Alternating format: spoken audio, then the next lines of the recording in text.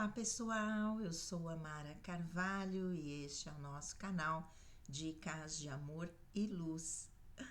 Eu, num tempinho aqui que uma paciente não vai vir agora de manhã, só daqui a pouquinho tenho a próxima, aproveitei para gravar um vídeo em homenagem a nós, psicólogos. Hoje, 27 de agosto, é o dia do psicólogo. Essa profissão tão linda por um lado e tão sofrida, massacrada por outro. Contar um pouquinho da história de como eu me tornei psicóloga. Não sei se eu falei com tantos detalhes, me veio de contar para vocês um pouquinho. De verdade, eu não queria ser psicóloga. Eu queria ter sido psiquiatra, queria fazer medicina e lá na frente me especializar em psiquiatria, que eu gosto até hoje. E pelas questões da minha vida pessoal, pelo AVC que a minha mãe sofreu quando eu tinha 14 anos, né? E por termos que cuidar da minha mãe, em especial eu, por ser a filha mais velha, né? Tenho um irmão mais velho e eu, das meninas, sou a mais velha. Então acabei assumindo grande parte desse trabalho, né? Dividia um pouco com a minha irmã Marta, porque a minha irmã Márcia tinha 6 anos só quando minha mãe ficou doente. E assim a vida foi seguindo, né? Eu, aos 16 anos, simplesmente fui comunicada pelo meu pai que a partir de amanhã você vai estudar à noite, vai fazer um curso de secretariado. Já fui lá, já te inscrevi. Não perguntou se eu queria, não perguntou se eu queria cursar secretariado. Ok, porque aí durante o dia você fica com a sua mãe. Não era, né, uma opção, era uma imposição. Ok. E isso foi em 1976, quando eu conheci a minha grande amiga Nancy, que teve um papel fundamental na minha vida como psicóloga. E, ok, né? O que aconteceu? Dali eu fui fazendo o curso de secretariado, até gostei, não vou dizer que não. Gostava bastante da aula de taquigrafia, algumas coisas eu lembro até hoje, imagina. Mas de verdade não era a minha vocação, né? De forma nenhuma. Eu que sempre tinha sido a melhor da classe, primeiro, segundo lugar, medalha, aquela coisa que antigamente tinha. Essa profissão eu não via que eu usava nenhum dos meus potenciais intelectuais, né? Não, pelo menos não nessa área. Minha vocação não era para cuidar de pessoas, era para entender a mente do outro, não é? Para compreender, para auxiliar, para ajudar. Talvez porque sentisse falta disso na minha própria vida. Com 18 anos, sem saber o que eu faria, porque cheguei, depois que meu pai abandonou a família, foi na sequência, foi um pouco antes, né? Eu entrei na faculdade um pouco antes, mas meu avô, sabendo que eu queria fazer medicina, veio me pedir encarecidamente que eu permanecesse cuidando da minha mãe e que ele me daria apoio financeiro e tal, mas eu não tinha vida social. A única vida social que eu tinha era namorando o meu primeiro marido. E comecei a namorar com 15 anos e meio mais ou menos. E era a única válvula de escape que eu tinha para uma vida social, porque de resto eu permanecia em casa, apesar de nós morarmos naquele momento num prédio de apartamentos, né, que tinha uma piscina, foi um dos primeiros prédios lá em Santo André a ter uma piscina. Então a gente reunia a turma de jovens, mas era assim, se não tinha ninguém para ficar com a minha mãe, ou eu ou minha irmã tínhamos que ficar com ela, né? Então dificilmente a gente podia se juntar, então sempre era uma vida social prejudicada. E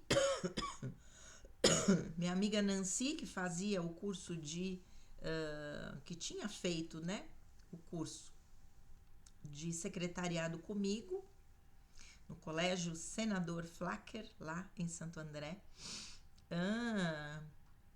Um dia eu, a princípio, falei, não vou fazer faculdade nenhuma, porque não posso fazer o que eu desejo, acho que eu não vou fazer nenhuma faculdade. E aí a Nancy, sabendo disso, ela um dia me ligou e falou, Mara, eu vou prestar vestibular para a faculdade de psicologia. Por que você não presta psicologia? Nossa, eu vou falar, vou me emocionar. Você queria ser psiquiatra para lidar com a mente humana? O psicólogo também lida. É uma faculdade que dá para você fazer, tem uma faculdade aqui pertinho. Eu ia a pé, 10 minutos da minha casa.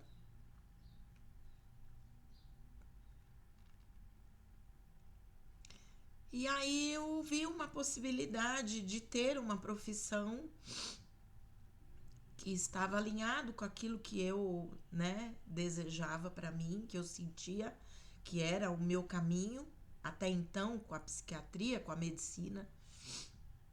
E falei, ok, vou prestar. Ela me deu todas as coordenadas. Conversei com o meu pai. Meu pai, eu não tenho dinheiro para pagar a faculdade para você. Fui falar com meu avô, lógico, eu vou pagar a faculdade.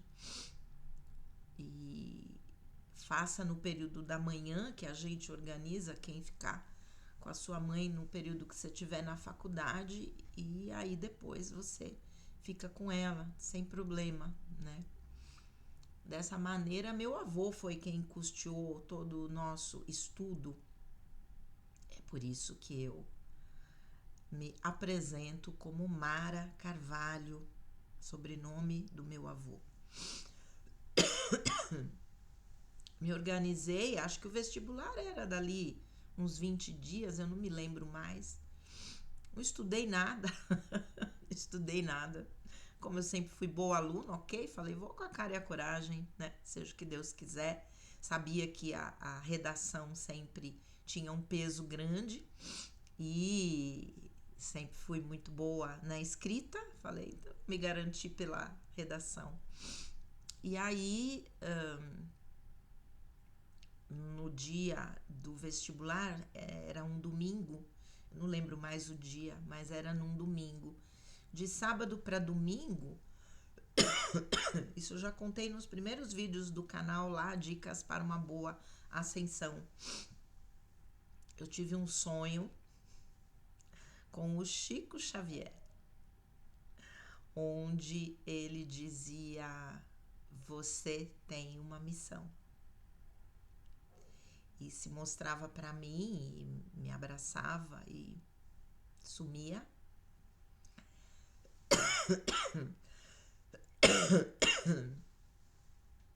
E foi com as bênçãos de Chico Xavier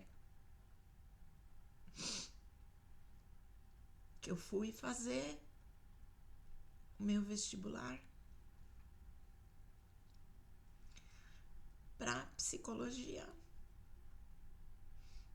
Tô emocionada hoje. Oh, meu Deus. E obviamente, para minha surpresa, na verdade, eu e a Nancy, minto, antes disso, eu e a Nancy prestamos o vestibular para estudar à noite.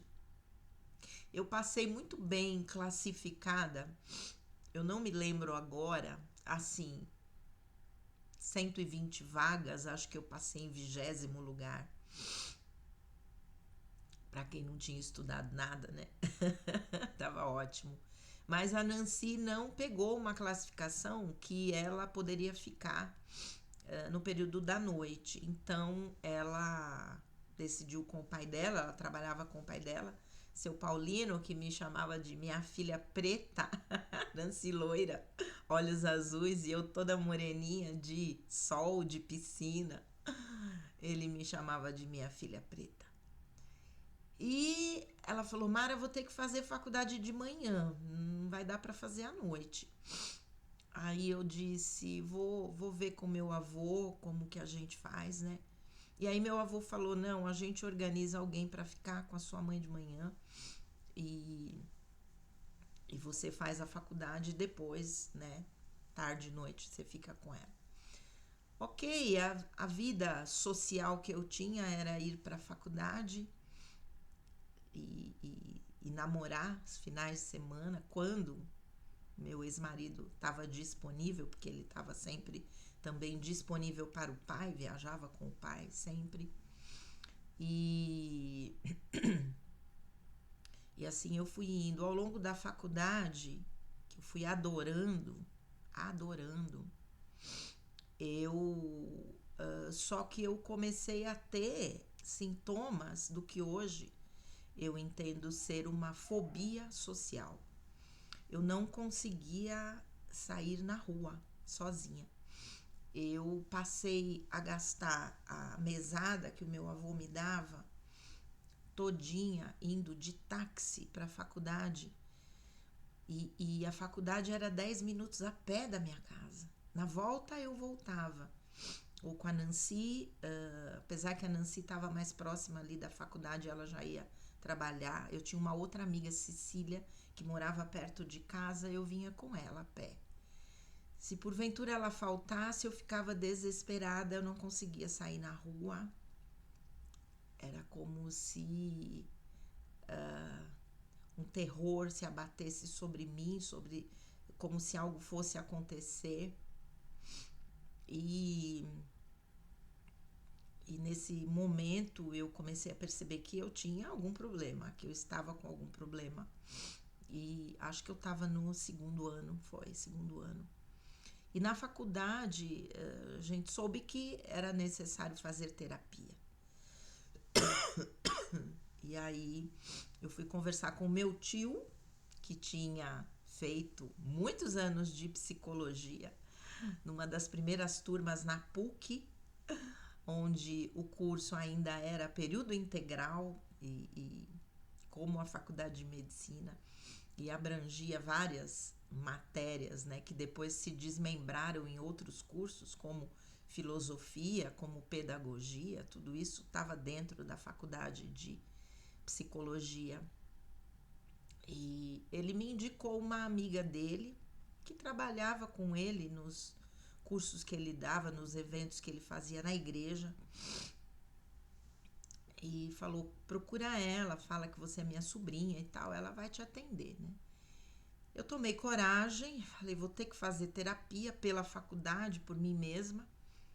E liguei para o consultório e quem me atendeu foi um homem. E ele disse: olha, ela está de férias, ela volta só daqui um mês. Se você quiser esperar, ok, mas eu também sou psicólogo. Caso você tenha urgência, eu posso te atender. E eu naquele momento de coragem, né? Porque quando a gente vai marcar uma terapia tem que ter coragem. Eu falei: não, então vamos marcar, eu vou conversar com você, né? E qual não foi a minha surpresa? Na hora, conversando pelo telefone, senti que era uma voz conhecida, mas, né, não sabia. Aí, quando eu cheguei ao consultório, com muito custo fui, não lembro se eu fui com alguém, mas me deparo com o meu querido João Carlos Suto, que havia sido meu professor, tinha acabado de ser meu professor na faculdade, 1979. Eu acho que estava mais próximo do final do ano. Eu comecei a faculdade no começo do ano. Eu acho que ele foi meu professor no primeiro semestre. E daí conversamos e tudo, falei. Ele falou: Ah, você foi minha aluna e tal. Ele falou: Olha, ainda bem que eu não sou o seu professor mais, porque se eu fosse, eu não poderia te atender. Eu falei: Ah. E aí eu gostei dele e a gente teve uma empatia muito grande. Foi com ele que eu fiz 15 anos de terapia.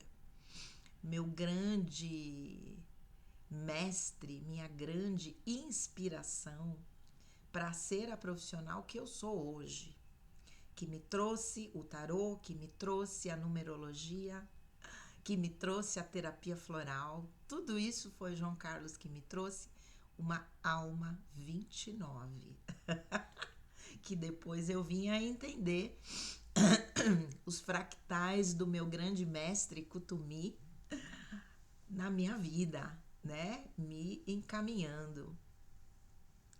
E assim eu fui fazendo terapia e uma das primeiras coisas que ele falou, né? Que a minha vida social estava muito prejudicada e que eu tinha que ter a minha própria vida. Eu não podia viver só em função da minha mãe, né? E aí, ok, eu no quarto ano eu me casei, no sétimo semestre da faculdade. Antes disso, voltando, né? Quando ele disse isso, eu conversei com meu avô, expliquei a situação e aí ele disse, ok, então vamos ver alguém que fique com a sua mãe para você poder ter a sua vida nesse momento. Então eu acabei arrumando um emprego por orientação do João Carlos e fui trabalhar numa loja de artesanato chamada Jackpot. Coisa mais linda do mundo, adorava trabalhar lá. E aí me transferi para a noite. Acabei, né, deixando essa parceria com a Nancy, ela continuou no período da manhã e eu fui para a noite. Na sequência desse trabalho na Jackpot, consegui arrumar um emprego no Semasa, que era o Serviço de Água e Esgoto de Santo André, e trabalhei lá até me casar e até engravidar. Me casei no sétimo semestre e fiquei grávida 3 meses depois do casamento, na primeira parada da pílula. E aí terminei o 8º semestre grávida de 8 meses. E na sequência minha filha nasceu. Não tinha nem minha mãe e não tinha minha sogra, que era falecida, para cuidar da minha filha. E resolvi ficar em casa, né? Saí do emprego logo que engravidei, estava tendo um corte lá e achei melhor, grávida, estava passando muito mal, ficar em casa. Meu ex-marido concordou e acabei ficando em casa, terminando a faculdade, né? Mas decidi dar um tempo na faculdade depois que minha filha nasceu. Fiquei 8 anos afastada da faculdade, tive que depois prestar vestibular de novo, tinha cursado 4 anos. Entrei melhor classificada do que da primeira vez, entrei em 14º lugar de novo, sem estudar absolutamente nada, e comecei a minha profissão como psicóloga. E estou aqui até hoje, né? Mas quero dizer, uma profissão muito nobre, uma profissão que vem de origem do trabalho das freiras, de orientação espiritual das freiras, e que se transformou depois numa ciência, né, com a psicanálise do Freud, que foi o primeiro a estudar a mente humana, e na sequência vieram outros teóricos. Eu sigo aquele que teria sido o seguidor do Freud, mas discordaram em um determinado momento e o Jung criou a sua própria teoria e é ela que eu abraço, que fundamenta o meu trabalho, junto com outras abordagens também, a abordagem rogeriana, Carl Rogers, a abordagem da psicologia transpessoal, depois do meu processo de emergência espiritual.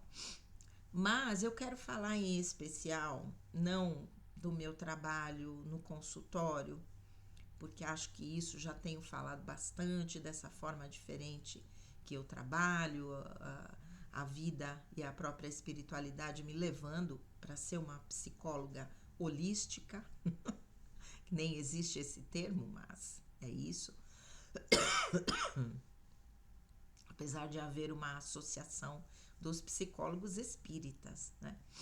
E do meu trabalho na prefeitura. Quando eu tive a orientação de prestar concursos, porque para minha vida profissional, ali naquele momento, com 42 para 43 anos, seria a melhor alternativa para que eu pudesse trabalhar, me aposentar, ter uma renda fixa. E eu prestei vários concursos, passei em todos, mas só fui chamada aqui em Cotia, né? Que era o lugar mais longe, o pior salário. Mas aquela chama de prestar um serviço de uma forma mais extensa para a humanidade veio junto comigo, aquele ideal. E quando entrei aqui na prefeitura, meu primeiro dia de trabalho, conheci minha grande amiga Adriana Cristina, minha companheira de água doce,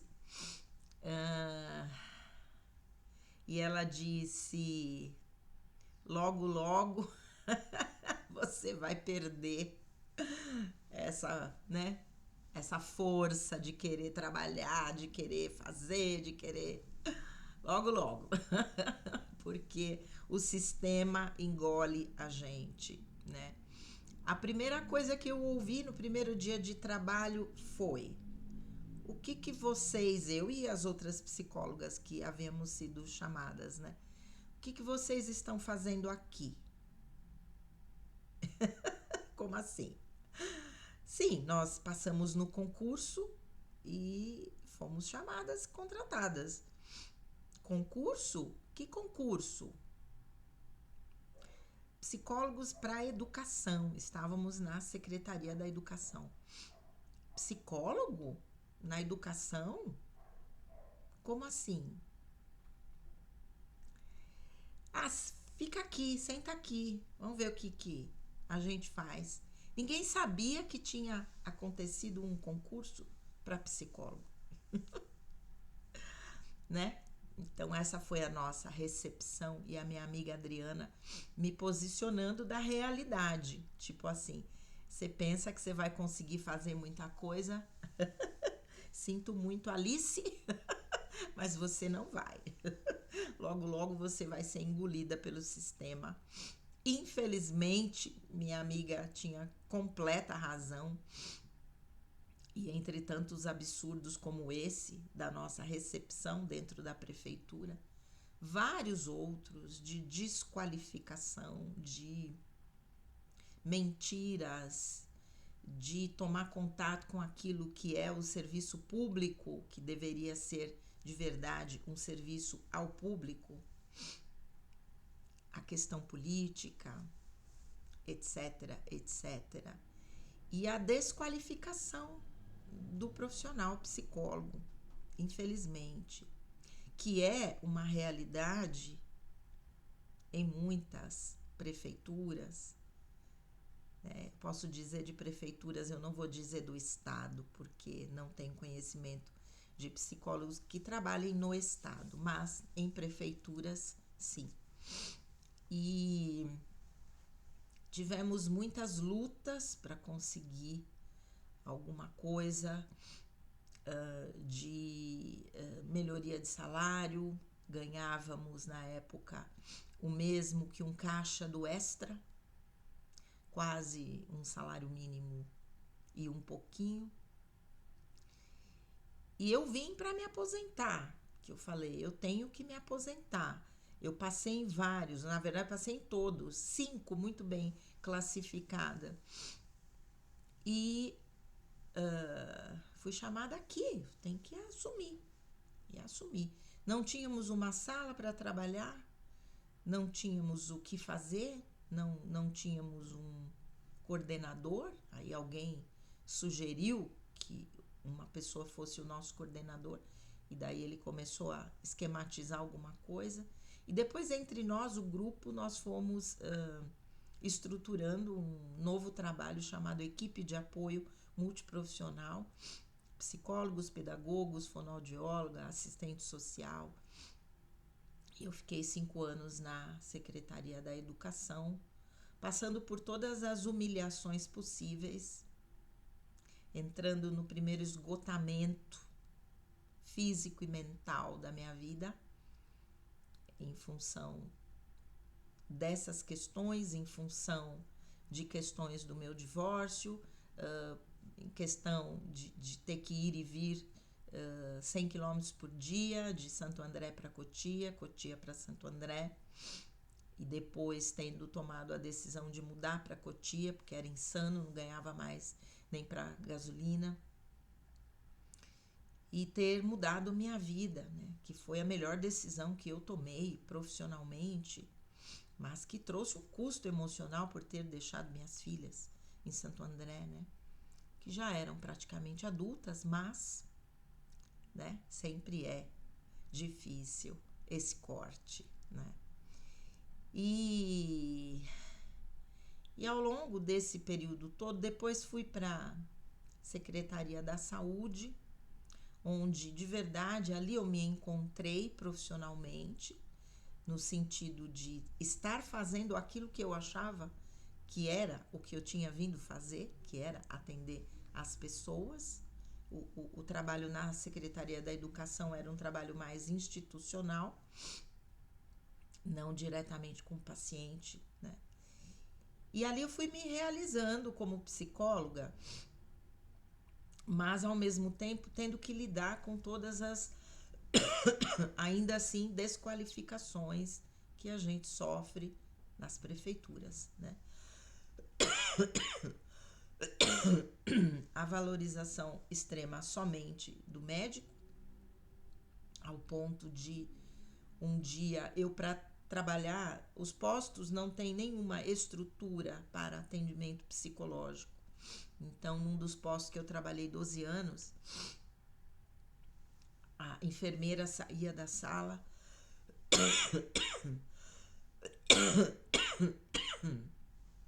no dia que eu atendia, e ela fazia o seu trabalho em outro lugar para que eu pudesse ocupar a sala para ter um pouco de privacidade para atender. E um dia a coordenadora dos médicos chegou e disse: a partir de hoje você não ocupa mais essa sala. Eu disse: por quê? Porque foi contratado um novo médico e a prioridade é o médico. Assim.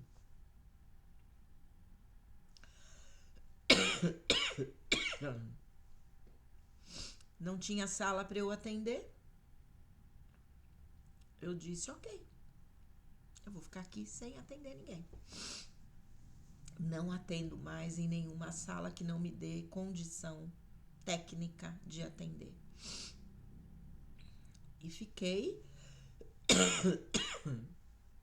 O médico acho que saía às 11 horas.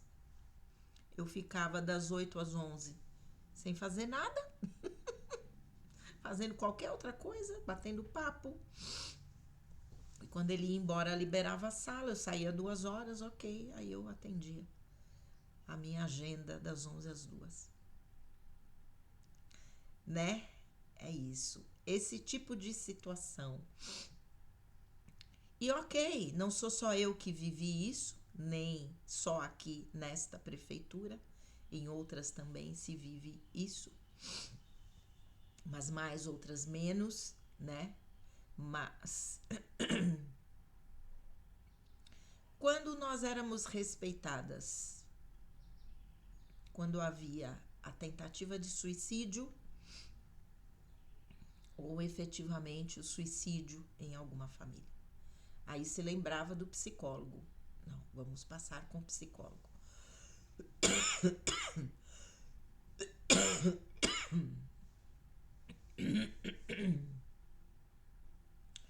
O que eu quero dizer com tudo isso, gente? Me aposentei, saí com a cabeça erguida, porque tenho certeza que fiz um excelente trabalho dentro das condições que eu tinha. E quando me formei, entramos em 120, nos formamos 30. E mais de 30 anos depois, não tem 10 psicólogos atuando da minha turma, e eu sou uma delas. Então, eu fico extremamente feliz e grata a Deus por ter me dado força para continuar nessa carreira que, na verdade, é uma missão. Muita gente diz: não podemos entender a psicologia como missão, é uma profissão e pronto. Desculpa, discordo completamente, e discordo em qualquer profissão, porque a nossa profissão é a nossa forma de servir a Deus nesse mundo. E a psicologia, através de entender o sofrimento do outro, é uma profissão sublime de serviço a Deus. E eu sou extremamente grata ao universo, à minha amiga Nancy, por ter me desviado da psiquiatria e me trazido para psicologia, abençoada pelo meu mestre Chico Xavier no dia do meu vestibular. E de verdade sabendo que a psicologia me escolheu, não eu escolhi a psicologia, mas ao adentrar a faculdade fui reconhecendo ali o meu grande propósito. E é esse dia que eu reverencio aqui a todos os psicólogos que passam pelos mesmos dilemas, pelas mesmas desqualificações que a gente passa, em especial no serviço público, no consultório não, de forma nenhuma. Consultório é o que nos abastece, né?